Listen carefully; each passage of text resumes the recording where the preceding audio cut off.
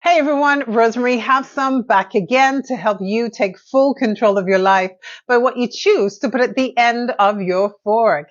Well, Bill Gates is at it again in 2024. It's revealed that he and Microsoft and Coca-Cola merged in a $1.1 billion deal to forward the work of technology and beverages.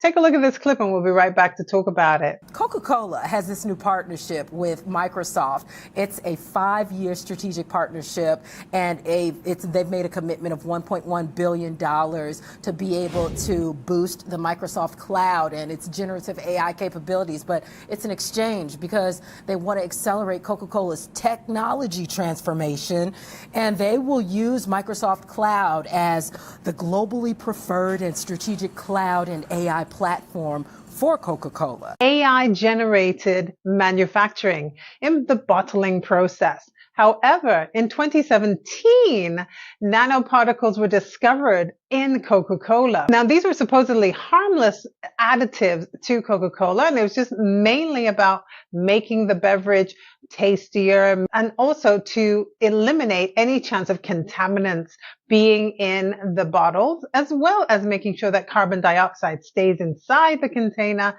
instead of filtering out of the container. But what is nanoparticles and what is it doing in our food?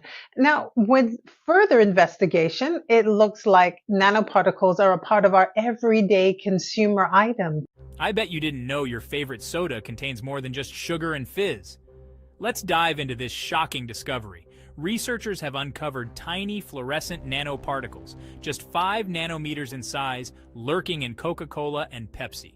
These particles are so small they can sneak into our cells and even make their way to our brains. But wait, there's more. Tests on mice showed no immediate harm, but some changes in body chemistry did occur. This raises big questions about what's happening inside our bodies when we drink these popular sodas. Why does this matter? These particles might be messing with our gut bacteria and brain function. With millions of people guzzling these drinks every day, understanding the long-term effects is crucial for our health. So next time you reach for that fizzy refreshment, remember, there might be more than just bubbles and caffeine in that can. Stay curious, stay informed, and keep questioning what's in your food and drinks. It's in diaper cream for babies. It's in sunscreen. It's in deodorant. It's in toothpaste. So it's not something that is foreign to us. However, we may not be aware that these products contain nanoparticles. But the Coca-Cola discovery of nanoparticles, these were fluorescent nanoparticles in Coca-Cola. Now, let's step back for a second. We've seen Bill Gates at the forefront of so many things regarding health. In 2020, he and his then wife owned more than 250,000 acres of farmland, and they were buying it up quite rapidly. Some suspect that it is because he wants to have his finger right on the pulse of food production in America and how that will affect the eating habits of everyday Americans. Now, if we then take a look at the fact that nanoparticles are in food items for a particular purpose, and the fact that nanoparticles cross the blood-brain barrier, then what are we doing with nanoparticles in our foods? Well, let's go back to the deal, the $1.1 billion deal that was signed between Microsoft and Coca-Cola. Now, in their words, they say that this is to help with their manufacturing process, to make it more modern, to make it more adaptive, and to use generative AI to make sure that this process is going fluidly. And they actually topped up their deal because back in 2020, a deal was signed between these two mega companies for over $400 million. It makes you wonder why Bill Gates has to always be involved when it comes to food and other things that people put into their bodies. And the thing with fluorescent nanoparticles is that it has a way of detecting what has gone into the body. Scientists and researchers have shown that when you have nanoparticles in a beverage like Coca-Cola, It has the freedom to migrate wherever it wants to in the body. New research in Britain has raised concerns about the potentially harmful effect of nanoparticles. The emerging technology is used in a variety of medicines and even sunscreen. The research found that the small particles could damage the DNA of cells.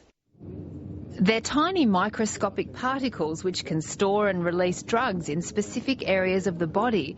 As a result, nanoparticles are increasingly being used in medicine and surgery. But because the particles are so small, there's been growing concerns about potential toxicity. There's an emerging sort of body of evidence that says that for some particles of certain scales and of certain materials, that there are potential health risks. New British research has added to that concern. It found nanoparticles could damage cells without even entering them. Scientists found the particles change the function of cells and how they communicate with other cells. What this study shows is that even with a barrier between the blood supply where the nanoparticles are and cells, that there can be damage to cells, and not just a bit of damage, but significant damage to the DNA. Nanoparticles not only have breached the blood-brain barrier, so that means that they go directly to the brain. What would that have to do with how somebody thinks and their cognitive awareness about decision-making in their life? It makes you wonder, what is the real purpose of infusing Coca-Cola with nanoparticles when we know that Coca-Cola is the #1 soft drink in the world? What does that tell us? It tells us something. So what does Bill Gates want to do with your brain and with your body?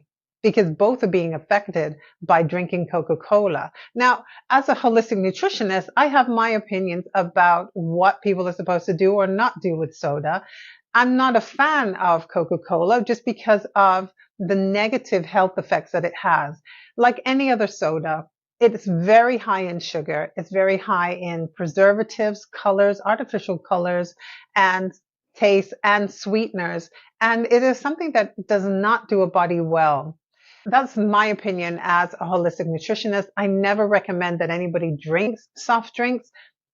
If anything, if you're going to drink anything, the #1 thing should be water and not coffee or tea or anything that's caffeinated. Water should be the #1 beverage. And then after that, real fruit juices, but holding back from too much fruit juice because again, that is high in sugar. Now, going back to nanoparticles, we're seeing the dawn of a new age. We have generative AI, open AI, and it's around us everywhere. And it's becoming more and more intelligent as we are providing it with the place to experiment and to adjust. Remember those things where all of those little stop checks to make sure that you're human online? Well, you're actually improving the accuracy of AI by clicking any of those CAPTCHA quizzes. The world is changing, and it's a very concerning thing to have Bill Gates at the forefront of the changing of this world by capturing the leading soft drink in the world and infusing it with fluorescent nanoparticles that can change how people are, and it can change how we tolerate foods and beverages and our lives at large. It's bad enough that there are nanoparticles in your Coke, and it's even worse that you're drinking Coke in the first place. The amount of sugar and high fructose corn syrup and all of the additives, the colors, the flavorings, all of the preservatives are wreaking havoc on your brain and on your body. So what can you do? Well, first of all, as a holistic nutritionist, I would strongly recommend that you stop drinking soda. If you can't do that, then at least drink more water during the day. If you're in the place now where you have insulin resistance because of the standard American diet, and especially from drinking too much soda and other sugary beverages, and it's just a matter of time before you're diagnosed with type 2 diabetes. Insulin resistance is the first step to a lifelong journey of poor health and poor health outcomes, especially for Black people in America. One of the things you can do to control how much glucose you have in your blood and to avoid insulin resistance, or at least to try to reverse it, is this product right here. It's called GlucoBlock.